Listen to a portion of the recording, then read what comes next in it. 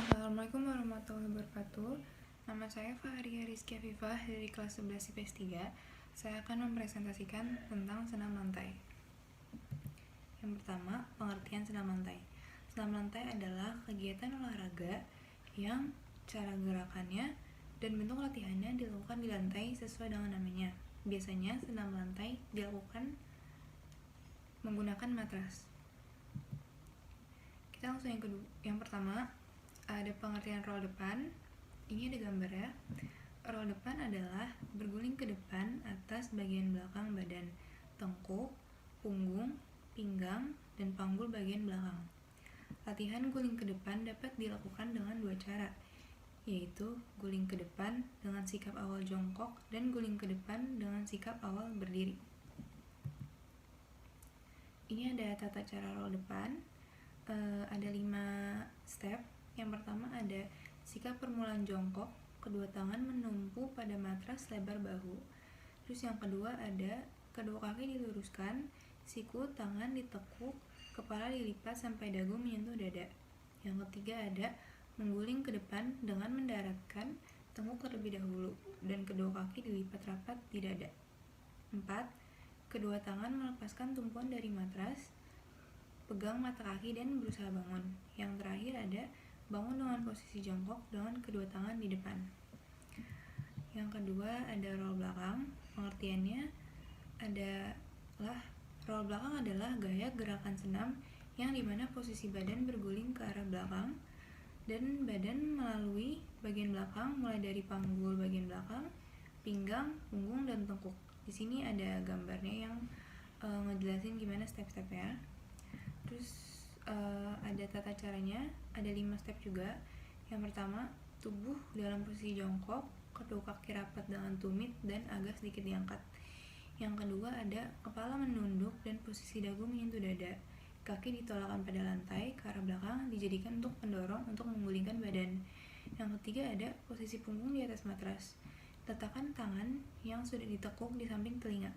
Yang keempat, kaki diangkat dan diayunkan melewati kepala.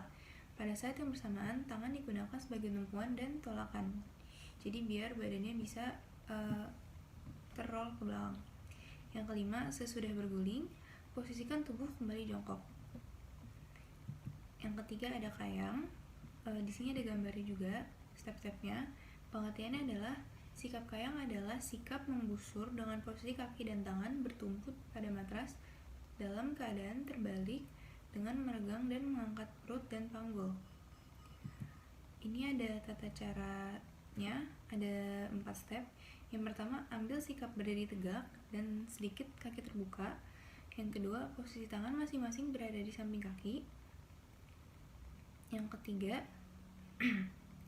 gerakan tangan secara bersamaan atas satu tangan dengan mengayunkan ke belakang. Kepala tengadah, kemudian badan melenting ke belakang. Pastikan jika posisi tangan kalian menyentuh atau mendarat pada matras dengan baik untuk menghindari cedera. Yang keempat ada untuk gerakan dari sikap berdiri ini, kalian dapat melakukannya dengan menggunakan batuan tembok, teman atau meja, sehingga cedera dapat dihindari. Yang keempat ada koprol. Di sini ada gambarnya juga, step-stepnya. Pengertiannya adalah koprol adalah gerakan yang mengarah ke samping dari kiri ke kanan atau sebaliknya dengan menggunakan tangan sebagai tumpuan dan membuka kaki selebar mungkin. Di sini ada tata caranya juga. Yang pertama, ambil posisi tegak dengan membuka kaki selebar bahu sambil mengangkat kedua tangan hingga berbentuk huruf V. Condongkan tubuh ke depan seakan ingin berjongkok.